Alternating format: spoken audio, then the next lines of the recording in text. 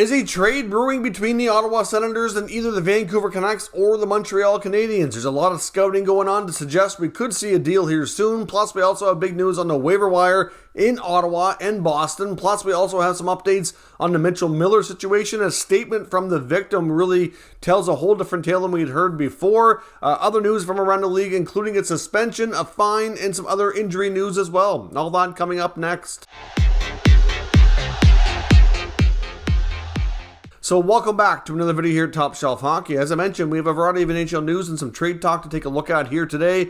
Some pretty significant news on the NHL waiver wire to kick off the video. The Boston Bruins have defenseman Mike Reilly on waivers here today. It's believed that that is to make room for Charlie McAvoy, who looks like he might be ready to make his return in action tomorrow night. So obviously at this point, we can't say that with absolute certainty, but that's how things look. The Bruins, I believe, had McAvoy leading the stretching drill to center ice, which is normally a sign that they're ready to come back. They did the same thing with Marchand when he was ready to return. Obviously, they want to inject that player into a spot to kind of lead the group and get ready. So all indications are McAvoy is ready to come back. Makes sense why there's a defenseman on waivers. Now, however, this can go one of two ways. With Reilly making $3 million, if he is claimed, obviously the whole contract goes, they'll be fine. But if he is not claimed, then he would have to be reassigned to the minors, which they can't bury the full cap hit.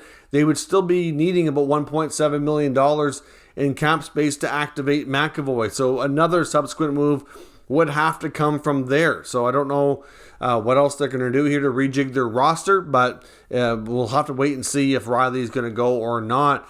Obviously, the outcome of that will have a big impact on whether or not there's another subsequent move. Now, whether or not there's another player that might be injured that's going to go on IR or something, I'm not really sure. We'll have to wait and see further details. But Reilly available now to the rest of the league. No big surprise. We expected him to be the odd man out once McAvoy was ready to come back.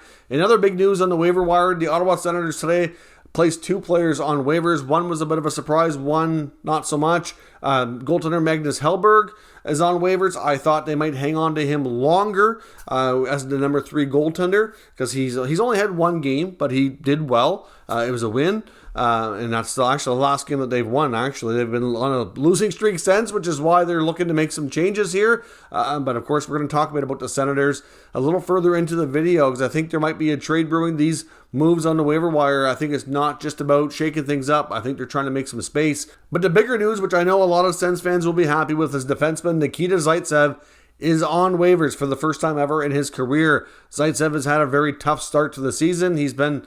Really, to be honest, he's had a tough last couple of years. He always played too high in the lineup. The contract he got was obviously not great from the get-go. That is not his fault. Unfortunately for NHL players, though, they're always compared to what they're making for money. And when they're overpaid, it does become a focal point of being criticized, which is understandable to some degree here. Zaitsev, it's not all his fault, though. I'm not a Zaitsev supporter. I do think he does not belong on that blue line. Obviously, most of you know I follow the Sens pretty closely. I mean, I follow the entire league closely, but where I live too, especially, it's really easy to watch a lot of Sens games, so I see them all the time. And Zaitsev has not been good, but he's not the only one. The D-corps in general needs some different personnel back there. He is one of the ones that needs to come out, but you could point the finger to a degree at Holden and Hamonic. We've even seen Shabbat and Brandstrom have some untimely turnovers. Not as much as some of these other guys, but still, Zaitsev is a part of the issue, but he's not the only one. So if you're going to criticize the Sens defense core, throw some other names in there too. But Zaitsev could be coming to an end here in Ottawa. Obviously, I don't expect him to get picked up. He has this year and next year at $4.5 million.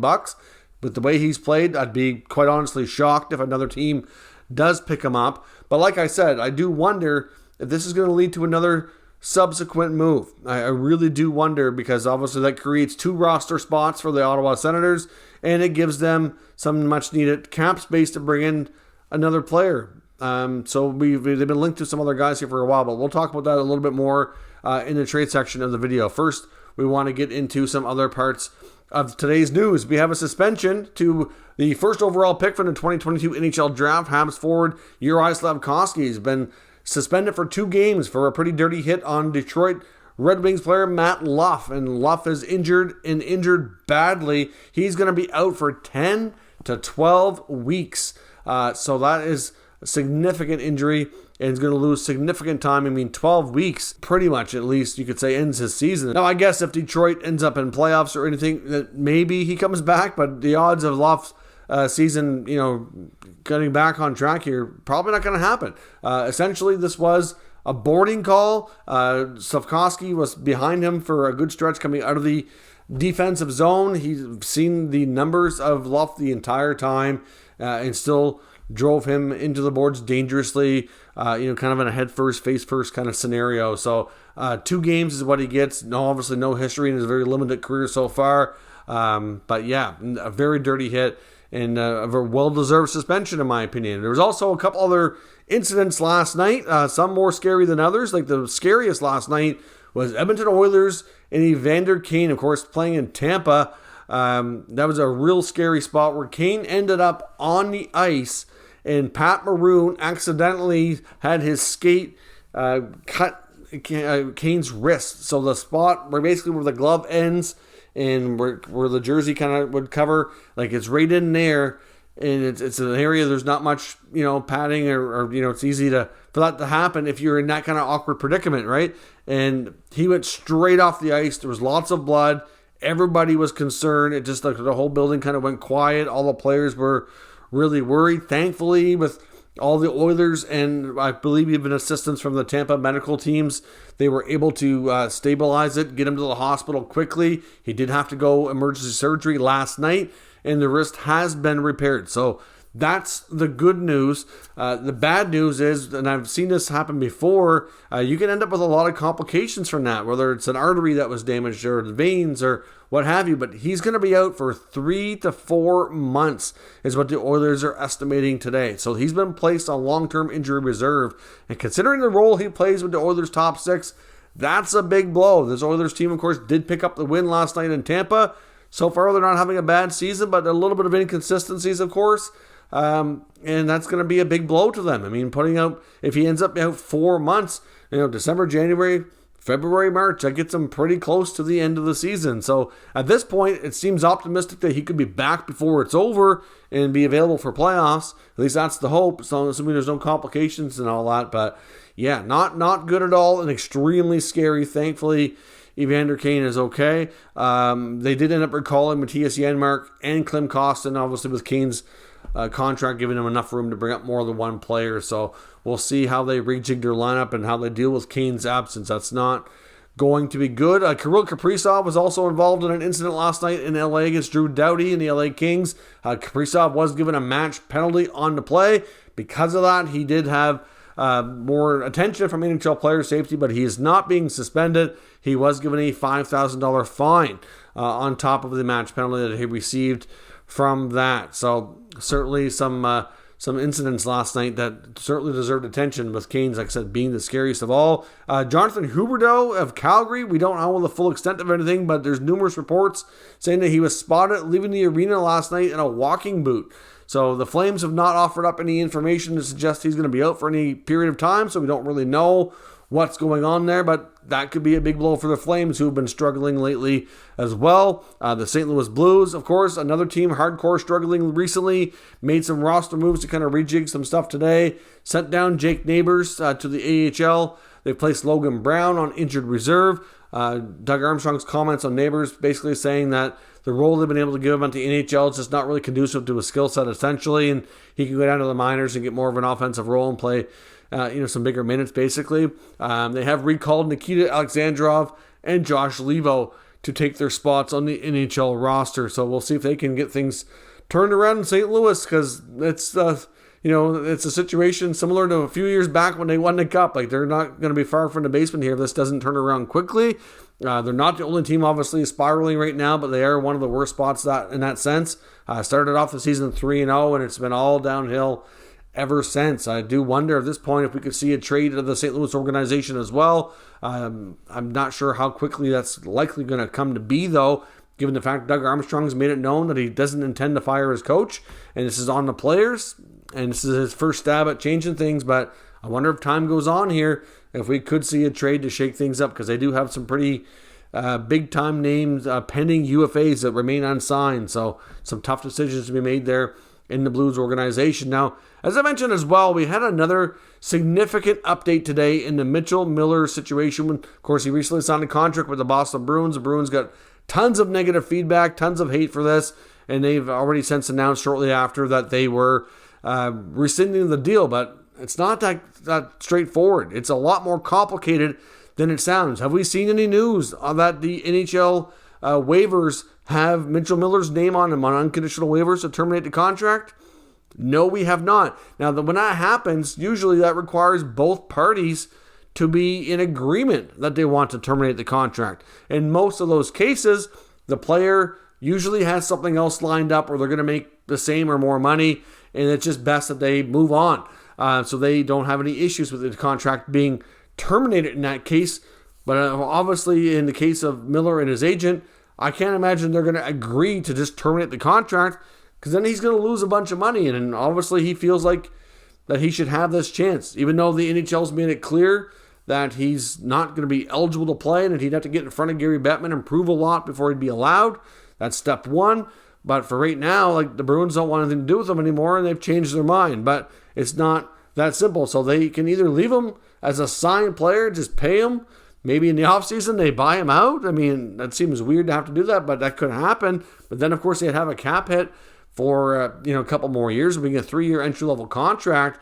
And now, where he's an RFA type of younger player, it would only be a 1/3 buyout, so it wouldn't be overly expensive. I mean, it probably makes more sense to do that than to pay him for 3 years. I don't know how they're going to do this. Now, they could attempt. I would imagine, though, there is means, as we've seen it happen before, like Evander Kane, we just talked about, had his contract in San Jose terminated for cause. We saw, like, Mike Richards. There's been scenarios of this in the past. And I wonder if they can take all the information that they've learned since the contract was signed and try to use that against them to terminate. I don't know if they'll do that or not, but I do think there could be recourse. But the problem here is that I'm not really sure that everything that Bruins said that was new was really new. So that's obviously, I'm not sure they would win that battle. I don't know. It's anyways, technically, he's still a member of the Bruins. Doesn't mean he's going to play, but he's still there, which is certainly not good from a lot of people's perspective. But there was also another update on this scenario today with Mitchell Miller's victim, Isaiah, putting out a statement through the HDA, the Hockey Diversity Alliance. So, of course, not only is the victim black in this case, but he's also had developmental challenges. So, certainly, he's faced a ton of issues growing up, as you can probably imagine. We all know that bullying is a real thing in a variety of ways, and he wrote a letter and put out a long statement through the HDA today, which they had his consent and permission to want to put this to be public. I think he's probably hoping, as a victim here, that Isaiah is probably hoping that he can be done with this and move on and not really hear about it again. I'm sure he'd rather think about other things, but essentially, just to kind of summarize, and I'll show you a picture of the statement from the HDA so you can read through it if you want. If you go onto the HDA Twitter account, it's all fully posted there. It might be easier to read. I'm not sure how well you can read the small print here on the screen, but just to kind of give you some of the key points here of the letter. Essentially, Isaiah says that he was called names such as many different racial slurs at school by Mitchell and his friends. He said that Mitchell would spit on him and call him the N-word. This is not just, like I said, a one-time thing. This is a case where he's saying that this occurred throughout their childhood at school. It's like his mother had said previously, it was an ongoing thing that lasted over several years. So it's not, an isolated incident where a kid made a mistake at 14, screwed up, and is trying to, kind of make amends here. This is not the case. This is a long history of it, and he outlines it here. So certainly, like I said, it's fair to say that we know a lot more about this now than we ever have before. Obviously, he said as well that he stopped telling. When you're in a situation where you're being bullied, because I've seen numerous cases of this. I personally haven't had to deal with this myself, but I know I've heard of lots of other parents that I know of, people my age that have kids around my daughter's age that have dealt with this. And I've seen how sometimes eventually when the kid being bullied, nothing's changing the behavior. Doesn't matter what they tell, what they don't. it doesn't go away sometimes. So as a victim, eventually you're probably just going to stop talking about it and shut up and take it, unfortunately, which is not fair, but it happens because you don't see any benefit of telling. And he says that he stopped telling because it made it worse. They would call him a snitch, and they would throw food at him. It did not help the situation at all. He also says that mid-October of this year, so not that long ago, a few weeks back, that he was texted consistently and constantly because he apparently had a message on Snapchat that I think Mitchell was waiting for a response on. So he was basically, I don't want to say the word bully, but he was constantly contacted saying, you got to respond to this message from Miller. And one of the things that Miller said to him, he said was, why is your parents always do all the talking for you? So he says back to him that he can speak for himself. And then he said Miller apologized and claimed that he wanted to be friends and that it had nothing to do with hockey why he was reaching out, which we now know was a complete lie. Shortly thereafter, he gets a contract from the Boston Bruins, but yet it had nothing to do with hockey. That's total BS, and everybody knows it now. So to me, he completely lied. He's just trying to get in his good graces again, and so that it doesn't screw up his hockey career. Well, it's a little late for that, Mitchell Miller, I have to say. It's just so frustrating to hear what this kid has been through. So when he says basically after all the lies and all the things he's been through with this person over the years, he doesn't trust him. And really, would you? If somebody treated you like this, throwing racial slurs at you constantly, throwing food at you, spitting at you, calling you names, not only racial names, but other names because of his developmental challenges, it's completely uncalled for. You would want nothing to do with this person. So he basically said now that, he just kind of wants to forget about it and move on essentially. But he also says because of all this coming out recently that he's now been getting messages, people calling him other names like other slurs that are related to his developmental challenges, as well as a stupid N-word. I'm not going to say that word. I hate that word and I'm never going to use it. But obviously these are people, I wonder if, are they connected to Miller, reaching out to him, calling him names because Miller's not getting his contract? It's insane. So to me, this is a history of a not good person that does not deserve an opportunity. They've lied about what they've done to try to show that they're getting growth from this, to try to get another opportunity for themselves. It's a history, and this is all on the kid, but it's also on that kid's parents. A lot of these behaviors are learned at home. It's unfortunate, but what did his parents do after? If there's all this, years of history of all this happening, where are the parents to put a stop to it?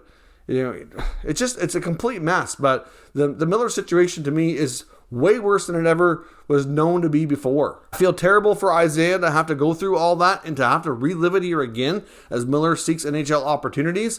I really think after this PR nightmare, I'd be shocked if we see another NHL team try to give him a chance down the road. It's just not worth it. I heard some people talk about it on their NHL radio, talking about, when you ask yourself the question and the answer is, we signed Mitchell Miller, really, what was the question? Did you really need to do that? What are you trying to accomplish here? Your team in Boston is doing really well, and you're throwing this distraction at it. The players are mad. The fans are mad. The Bruins and Cam Neely apparently have talked to the victim as well, or the victim's family at the very least. They did apologize and all that, like they said they were going to, which I guess is good, but it's just a little too late. That should have been done well ahead of time. Anyways, this situation is terrible, and I really hope we don't hear of any other teams trying to bring him in. And for him to really ever get an opportunity, he's got a lot of work to do to convince people that he's worthy, and it's going to take an awful lot, and I'm just not sure that he's going to be able to get there. It'd be awfully difficult if I'm the one making decisions, I know, to really look past what he's done. So we'll see. Now, on to the other trade talk. Could we see a trade between Ottawa and either Montreal or Vancouver? It seems like they're scouting each other substantially, and there's a deal to be made. We know the Ottawa Senators want help on the blue line. Waiving Nikita Zaitsev, like I said earlier, opens up a roster spot. They also waived Magnus Hellberg. That'll create some cap space. I don't expect Zaitsev to be picked up. I expect him to be demoted, but between he and Hellberg, regardless if Hellberg is picked up or not, either way, they can both go to the minors, or Hellberg could be gone. I can see lots of teams having interest in him.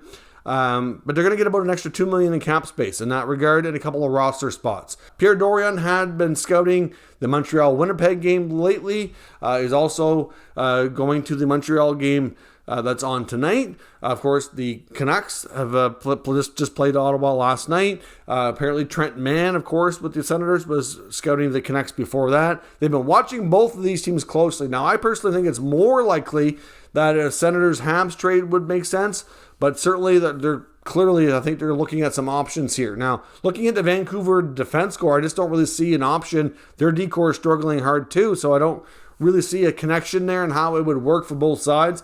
In Montreal's case, it could be something even small. I honestly think a defenseman like Jonathan Kovacevic in Montreal could be of interest to Ottawa. He's 25. He's a right shot, stayed home D, had connections previously to the city of Ottawa in the past.